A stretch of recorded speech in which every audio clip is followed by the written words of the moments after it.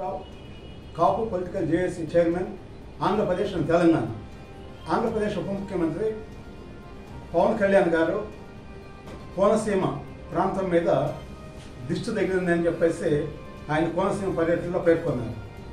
దాని మీద తెలంగాణకు సంబంధించినటువంటి జడ్చర్ల కాంగ్రెస్ పార్టీ ఎమ్మెల్యే అనిరుద్ రెడ్డి పవన్ కళ్యాణ్ గారిని విమర్శిస్తూ వ్యాఖ్యలు చేశారు. ఆయన బహిరంగ క్షమాపణలు చెప్పాలని డిమాండ్ చేస్తున్నాం. అంతేకాకుండా తెలంగాణ ప్రాంతంలో పవన్ కళ్యాణ్ గారు ఒక సైట్ కొనాలంటే మా పర్మిషన్ తీసుకోవాలని చెప్పేసి ఎమ్మెల్యే చెప్పటం నిజంగా కూడా సిగ్గుచేటు. ఒక భారతదేశంలో ఉన్నటువంటి ఏ వ్యక్తి అయినా ఏ రాష్ట్రంలో అయినా కూడా ల్యాండ్స్ కానీ సైట్స్ కానీ కొనవచ్చు, అమ్మవచ్చు.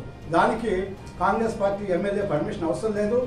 ఇలాంటి దుష్ట శక్తులని వెంటనే కాంగ్రెస్ పార్టీ నుంచి సస్పెండ్ చేయాలని తెలంగాణ ముఖ్యమంత్రి రేవంత్ రెడ్డి గారిని డిమాండ్ చేస్తున్నాను. గతంలో కేసీఆర్ అనేక సార్లు ఆంధ్ర ప్రాంతం మీద ఆంధ్ర ప్రాంతంలో పుట్టిన వాళ్ళందరూ కూడా రాక్షసులని చెప్పటం, ఇక్కడ బిర్యానీ కంటి బిర్యానీ అని చెప్పటం అనేక రకాలుగా విమర్శలు చేశారు. అదేవిధంగా గతంలో కూడా అల్లు అర్జున్ ఇష్యూలో కూడా నిజామాబాద్కు సంబంధించినటువంటి కాంగ్రెస్ పార్టీ ఎమ్మెల్యే నీ సినిమాను మేము ఇక్కడ ఆడనేమని చెప్పేసి వార్నింగ్ ఇవ్వటం జరుగుతుంది. ఇది తెలంగాణ మీ అయ్యే జాగీరు కాదు.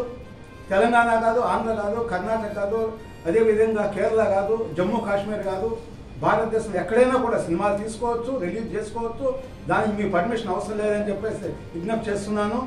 బహిరంగంగా ఇద్దరు ఎమ్మెల్యేలు అదేవిధంగా పవన్ కళ్యాణ్ గారికి క్షమాపణ చెప్పాలని డిమాండ్ చేస్తున్నాను.